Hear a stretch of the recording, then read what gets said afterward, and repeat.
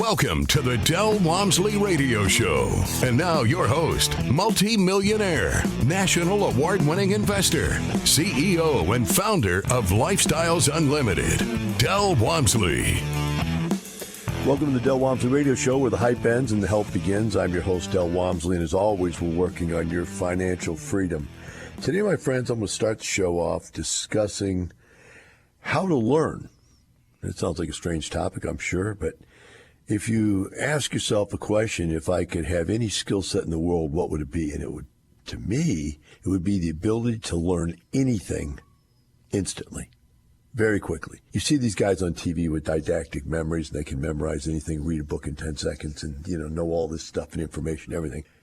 That's cool. And then can you take that and make it do something?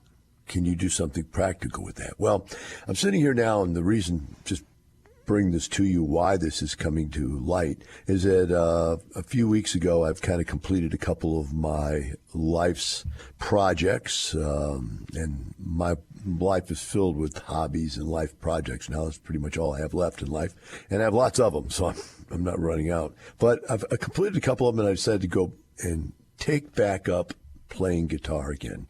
Now, when I was younger, I played piano. My mother had me playing piano and organ when I was a kid.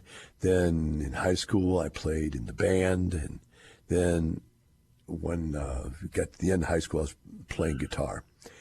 And what's interesting is I'm remembering now, as I'm starting to learn back now, I'm realizing that my ability to learn, my educational self-training skill set, I guess. I'm trying to think of a better package name for it. But just my holistically better way of training myself to do something new is just so much better than it was. And I think it really became evident when I learned how to dance, because it was something I had never done and could not do at all. And I was dating a girl that was a competitive dancer, so she knew how to do it perfectly, and everybody and all her friends knew how to do it perfectly. So I was at this point in my life where I was a complete dunce. And I couldn't do anything. And it was, really shaming and so on and so forth, embarrassing. But what it did was it forced me to go learn how to do something that I had absolutely no idea how to do. And that in itself gave me a training philosophy, a theory, and within no time at all, a year, I was dancing with competitive dancers, and they were going, wow, you're really good. And I'm not saying that to embolden my ego. I was surprised when they would say that. I go, wow, I can't even believe this person who's a competitive dancer is really good, say that was a great dance.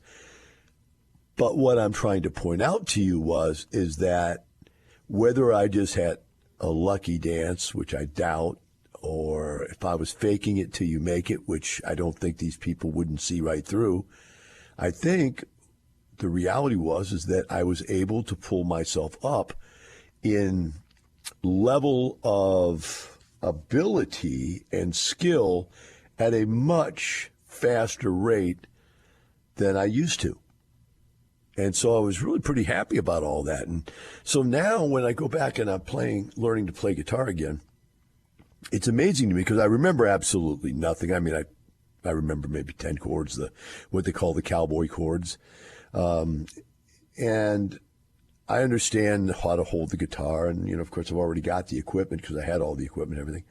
But what happened this time was, unlike the first time, I wanted to learn this stuff completely.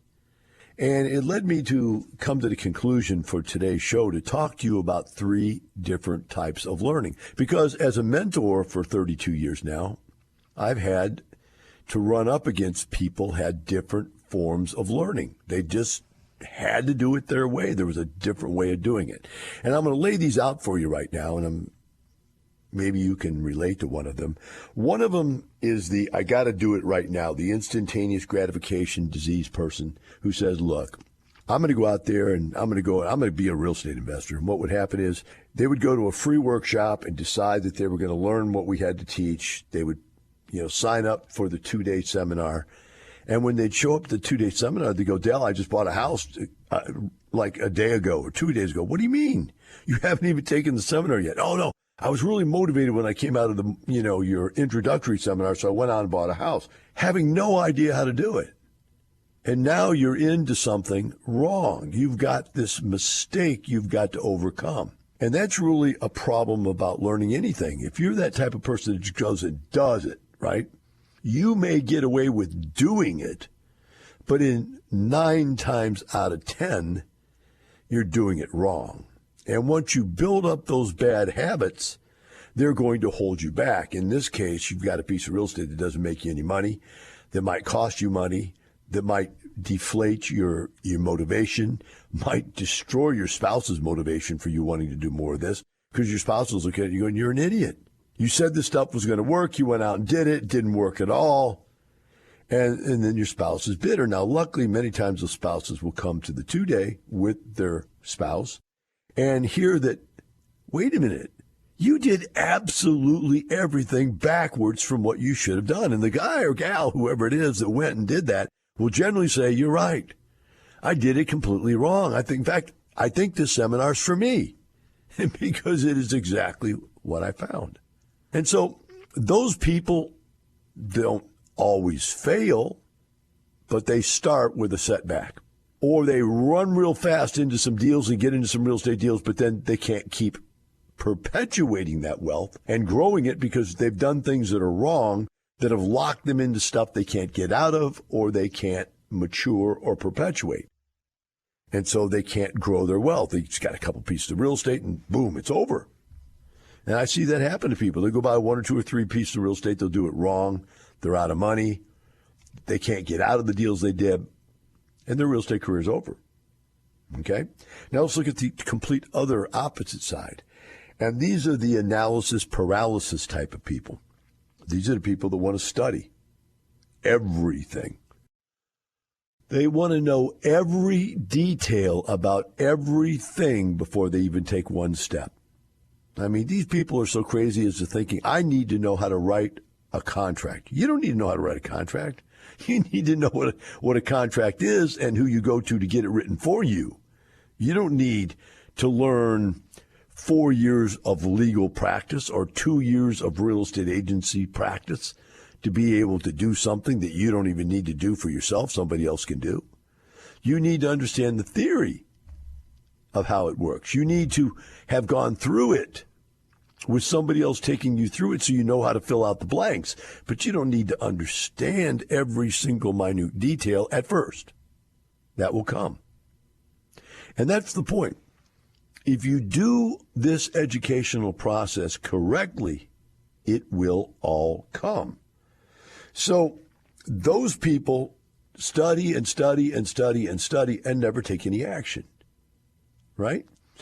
And so nothing ever occurs, and eventually you burn out on studying of anything. Or eventually you study yourself into finding all the things that could be wrong, and you scare yourself out of doing it. So you have the study people, right? Never get anywhere. So what should a person do? Really, a person needs to look at learning something new in a term I use called immersion. You need to immerse yourself in this topic, whatever that topic is. So like when you're learning something like guitar, this time instead of just going out there and finding a song, hey, I like that song, let me learn how to play that song. Well, you just sit there and learn plink, plink, plink, plink, plink, plink, strum, strum, strum, plink, plink, strum, strum, and you finally get down one song. Now, out of 80 million songs, you can play one because you don't understand where the song came from. And you can't modify the song because you don't know what the chords and the music underlying it are based on. So you got to play it exactly like you learned to plink it. I've had a reinvigoration of learning because I've gone back to playing the guitar again. And shortly after that, I'll pick up the keyboards, because one of the things that's interesting is that if you totally immerse yourself into music and don't say I'm playing the guitar, but understand I'm playing music, and then you learn that, there's only 7 notes, and then there's chords. There's only 7 chords, but they can be played 100 different ways. And then there's all the different diminishments, the minors, the this, that, and all the different derivatives off of that. But the bottom line is, if you understand the basic core of music, you can play probably any instrument, in which if you ever see guys on TV that are musicians, they almost always can play almost every instrument out there, because once you understand it, it's very simple. And so I find myself now immersing myself in, first of all, theory. What is music? What am I trying to do? How does all of this stuff fit together? Well, that's the same thing with real estate investing. What is it? What are we trying to do with it? I know it's a building and it's a piece of dirt, but what are we trying to do with the whole concept of investing in real estate? Why does it work? How does it work? Theory is very, very important, right?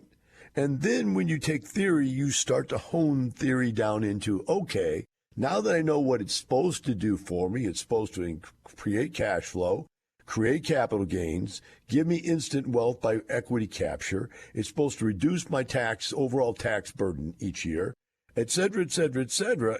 Now that I understand all of these things it does, pay down principal reduction and so forth, then I understand I need to figure out what I'm going to play. Which instrument am I going to play? Am I going to play a house? Am I going to play a duplex, a fourplex, a small apartment complex? What instrument is going to be my choice? Because it's all music, it's all real estate investing. It's just which one fits your personality better, or in some cases in real estate, your financial situation. So now you pick your weapon of choice, right? And then you decide what you want to play in, too. Kind of like, do I want to play in the single family, which is singles, doubles, triples, and quadruplexes are all single family investments, because they work under a certain set of rules. And so, like, for me, that would be, do I want to play acoustic guitar or electric guitar? Do I want to play blues and jazz, or do I want to play rock and roll? You know, you start to picture yourself where you're going to end up. Now, that doesn't mean you don't, as you study theory, get a little taste of all those things in there. But now you start to hone that down to some skills. And that's the next step where the person who is the studying person gets caught. You need to now say, okay, I've honed this down. I need to do something. And so I'm going to go pick this guitar up and I'm going to play this one set of song, this one song or this one set of chords like they're telling me to do it, and just get the feel and figure out what a melody is. You know, you can play the same set, and this is bizarre, the same three chords make up about 70% of all rock songs. I mean, if you add three more chords, it's probably 80%, 90% of all rock songs come out of these same chords. It's just the direction they play them in, when they play them, and really what melody they play over the top of them. Well, the same thing is true with us. I mean, we're houses, we're apartments. But what melody do we play over the top of it? What is our game plan? Am I Class B, Class C, Class D, or am I a Class A kind of, player? What am I playing? What game am I playing? And now I've got to go out and I've got to go touch that. I've got to go pull some listings, evaluate some listings. Just feel it, touch it, smell it, and know what it's doing. And so at some point in the guitar situation, I'm playing specific things that are training things that I'm learning. But then there's another level. And that next level is just pure skills training. Think about being an athlete. You're out there and you're a football player and you're learning the plays and you're learning, let's say, the alternate plays and so on and so forth. So in other words, there's all this stuff that you learn out of your playbook and then you watch. And before that, there's the theory. Hey, if you make that move, that guy there is going to make that move. This is an A defense, a B defense, a C defense. If you line up this way, one of those three are going to hit you. This is what you do. And so you're learning theory, right? And then you got to go out there and you got to do something. You got to hit somebody, tackle somebody, do something, right? But beyond all of that hitting and tackling and running and catching practice, there's a whole nother level called skills. And that means you go to the gym because you got to get bigger, faster, and stronger. And that's the same thing that happens when you go to play the guitar. You can sit there and go, like, I've learned this song, Rockabye Baby, whatever. I just can't even think of a song. But, you can play it, but it sounds terrible because you're not fast enough. You can't move your fingers well enough. You can't hold your chords down tight enough, et cetera, et cetera. And so you're not very good at it. So now you need to go back and say, you know what? I got to get my fingers and hands stronger. So you start doing chord exercises to learn how to hold bar chords stronger. And you learn fingering exercises. You go, A, B, C, D, E, F, G, A, B, C, D, E, F, and you just practice moving your hands and fingers. And then you practice strumming. And you practice different types of strums. There's finger strumming and pick strumming, but then even within them, there's 50 different kinds. And so you start to practice those specific skill sets, having nothing to do with the song you want to play. But by the time you get to that song you want to play, the very fact that you can hold that chord the right way, the very fact that you can pick those strings the right way, the very fact that you can do it fast enough to make it sound like a song makes learning that song really easy. But it makes it even easier if you actually understand what key. What does it mean to be in key? The key of A, the key of B, the key of C, and so forth. And where does that translate? Well, if you understand keys, then you know that everything in that key fits in these places. And it's always in those places. You can go find it. And then you know what chords are in that key. And so you can sit and watch somebody else play guitar. I literally wondered for 1,000 years how people did this. I now can sit and watch somebody play guitar between seeing where their hands are and how they're holding their hands, which means I know that chord, I know what they're playing, and or knowing the key that they're in, knowing what other chords fit into that key.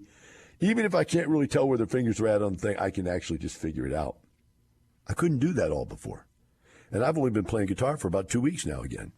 But I played for 2-3 years and couldn't do that because I just learned to pluck, strum, strum, strum. I think many of you are going out there right now trying to learn real estate investing or investing in general by just learning to pluck, strum, strum, strum. You're just going out there and throwing the football around the backyard, never learning the plays, never learning the theory, never getting in shape, not getting any stronger, not getting any faster, not getting any better, and really not learning how to play football. My friends, I hope this helps you in your next endeavor. Let's take a short break. Be right back with the Del Walmsley Radio Show.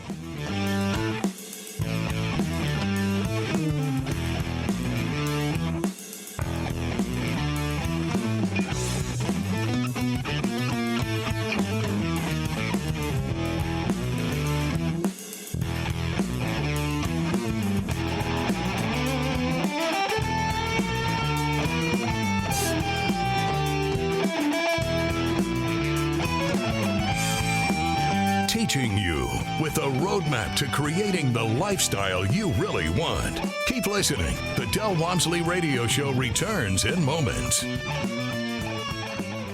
don't know which one bums you out more, the little wheel, you get in the little wheel and run, or the cubicle. Go to your prison cubicle. Think about being in prison every day. What do? You get up every day and stand in your cubicle. Maybe sit in your cubicle. What do you do when you go to work every day? Go to the cubicle. Whew. I couldn't put up with it when I was there. I had to get out. Ready to get out too? Learn how at lifestylesunlimitedworkshop.com. Welcome back to the Del Walmsley Radio Show. Next topic I'd like to pick up on is a little story that I'm going to follow up with another story of what happened here in the last weekend. There was a family that came in, and I always talk to everybody after they join up. I send them an email out and say, hey, talk to me, tell me what you thought. And 99% of them are good, but there's always the one or two or three complaints, and you want to get those. If you're in business, you want to get those complaints. And the email was adamant. I mean, the guy was just like, my gosh, I can't believe this guy pretended to be a real estate, expert, and he was putting numbers on the board that didn't make any sense at all, and they're absolutely not true. And the way he portrayed the whole incident was of the stock market is incorrect. And it was just a sham. And I went up to him and tried to prove it to him and show him how he was wrong. And he just told me to leave. I thought, wow, that doesn't sound very professional in any way, shape, or form. So I wasn't all that proud about the presentation. But I understand, after talking to people, that this guy was just disrupting the whole class, trying to disavow everything that the presenter was presenting.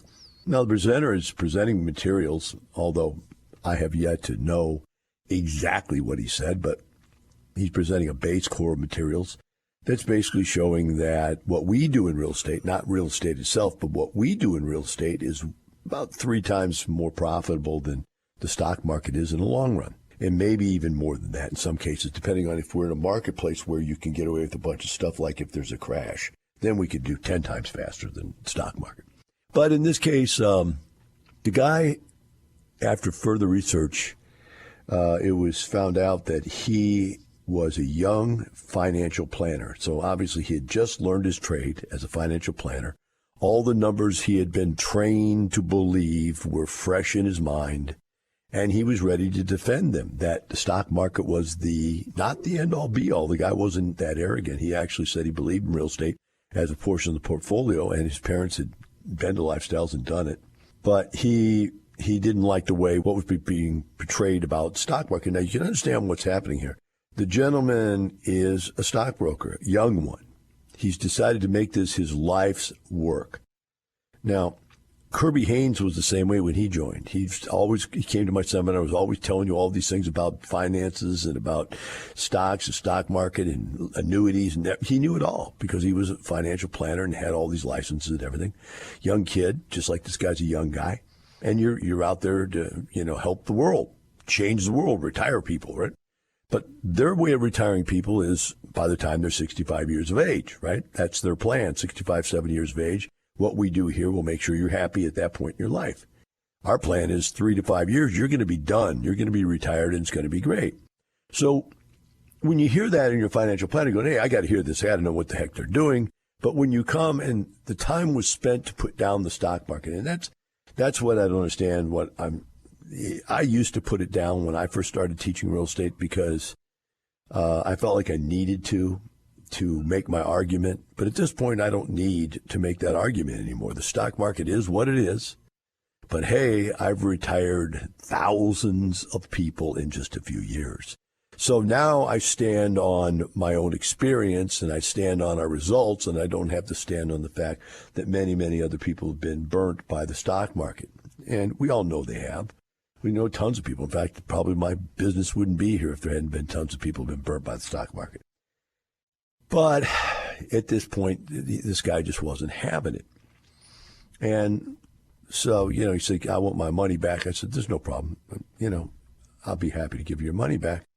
Because you didn't come, you came here to learn something, and you obviously didn't learn anything because what you should have learned didn't get in because of what you were defending. You were so busy defending what you thought to be true, and or even if it's true, what you know, that you didn't have the time to listen to what you should have learned.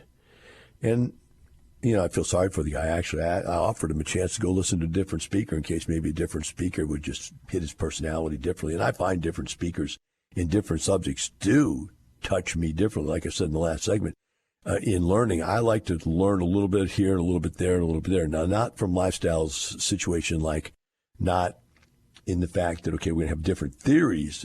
Once I get a theory down, I like to hear different opinions of how to do that because some people's personalities fit better with your personality, and it's easier for you to learn from them. But he wasn't interested in doing that. So where does this lead me? This leads me to this point, is that it reminds me of a story that really changed my life. In fact, there's 2 of them that I've got to tell you right now because they're both relevant to the issue. The first one is a story about a little girl in the kitchen with her mother and her grandmother. And the little girl's learning how to cook, and they're cooking a ham. And before they cook the ham, they cut the end of the ham bone off and stick it in the pot and put the lid on. And the little girl, this is the granddaughter, says to the mother and to the grandmother, "Why are you cutting the end of the ham off?" And the mother says, because that's the family recipe. That's exactly the way my mother did it my entire life when I was a little girl, and that's the way we do it in this family. That's the family recipe. So the little girl looked to her grandma and says, "Okay, Grandma, she learned it from you. Why did you cut the end of the ham off?" And Grandma said, "Well, because that's how I learned it from my mother. That's the family recipe. That's how we've always done it." And, it's always worked very well for us. That's just the way we do it. And the little girl wasn't satisfied with all this. She was very inquisitive. So she says, well, let me go ask great-grandma. So she walks out to great-grandma in the living room and sitting there knitting, and she says, great-grandma, why does our family cut the end of the ham off before we cook it? And great-grandma looked at her and says, oh, honey, that's easy. Because when I was a little girl your age and my mama was cooking ham, the ovens were only this big. And she pointed to about an 80-inch little thing. She goes, so we had to cut the end off the ham to get it into the pot that would fit into the oven. And that was the only way we could cook it.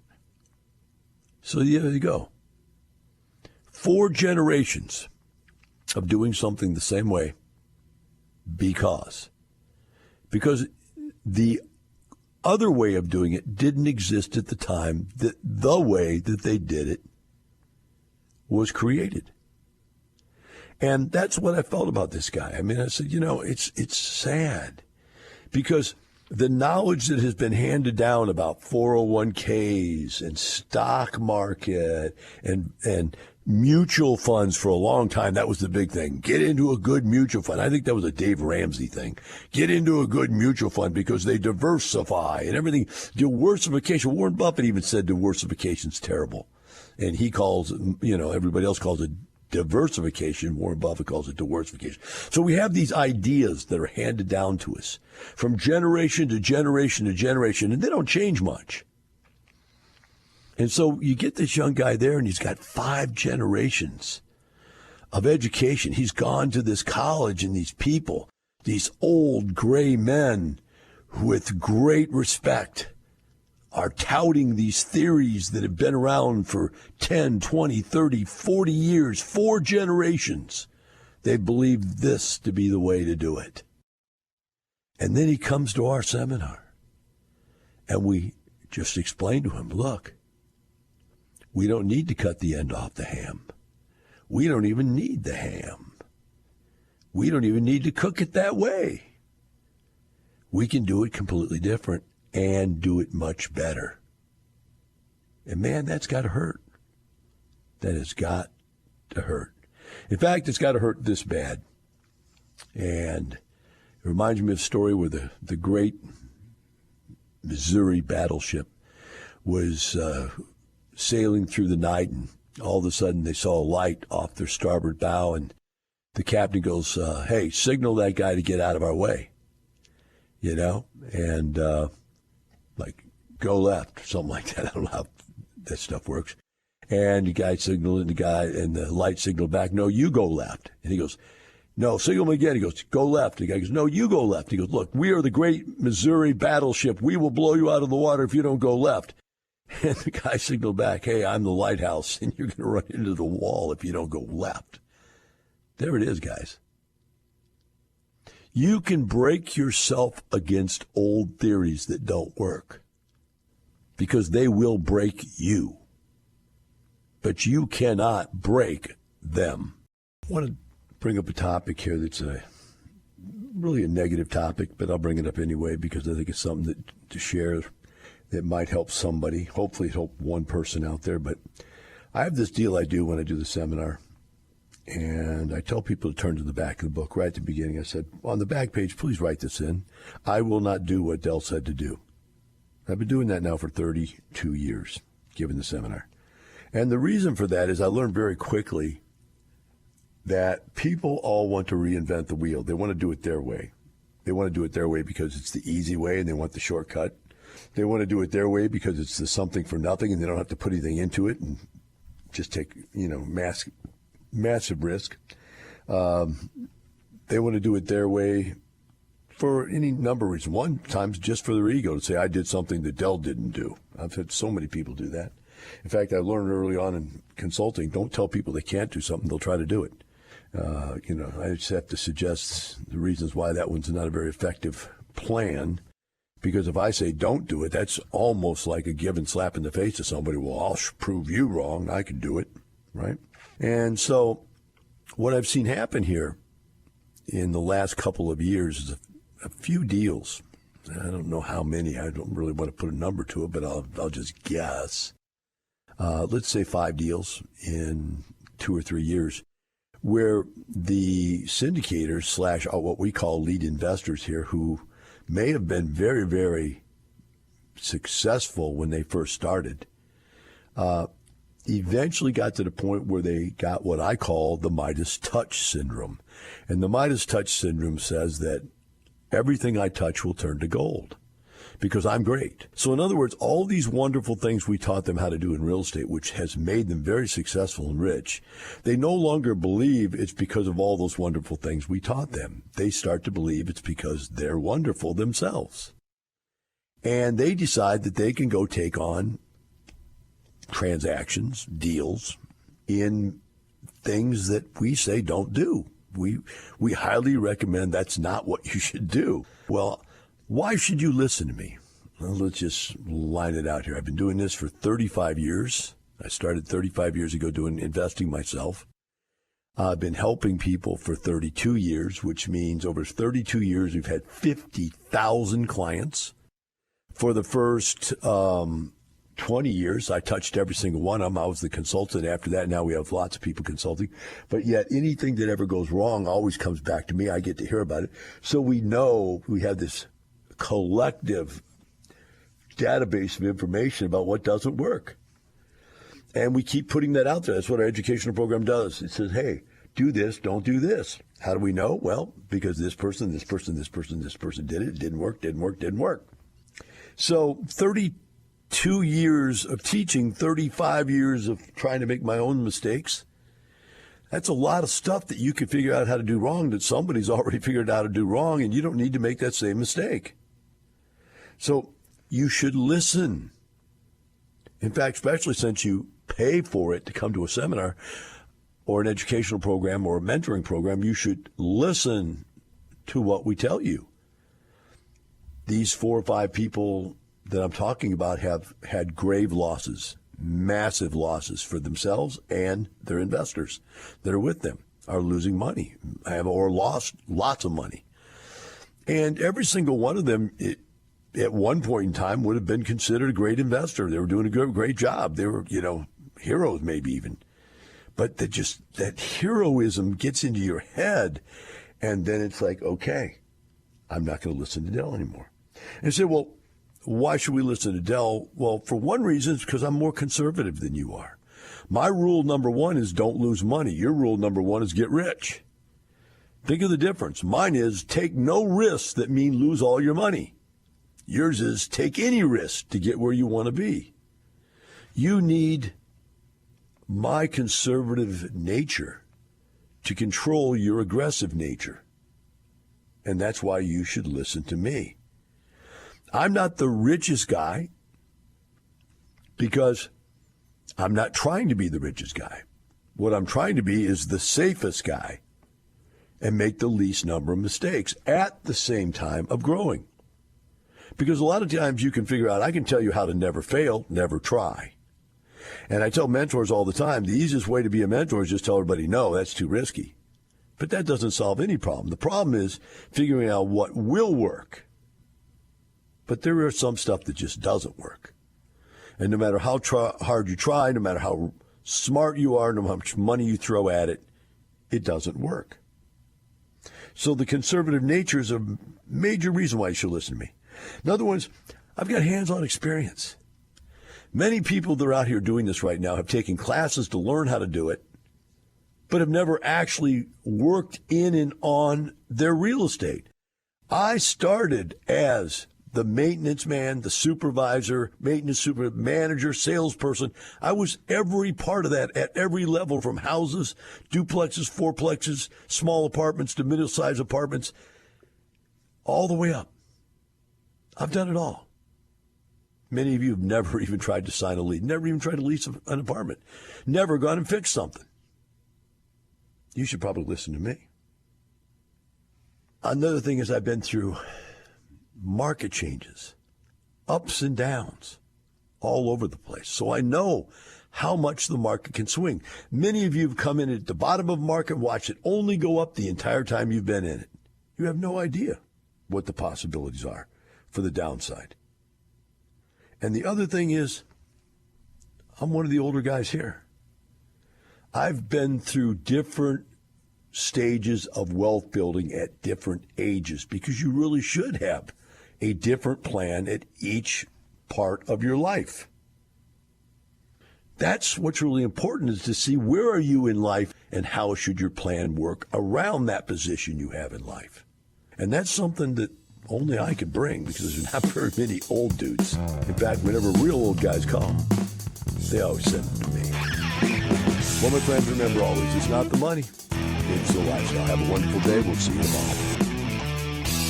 The information and opinions you hear on the Del Walmsley radio show are those of the host, Del Walmsley, his guests, and his callers. The Del Walmsley show is for entertainment purposes only. Please consult a professional regarding your personal investment needs. Nothing presented on the Del Walmsley show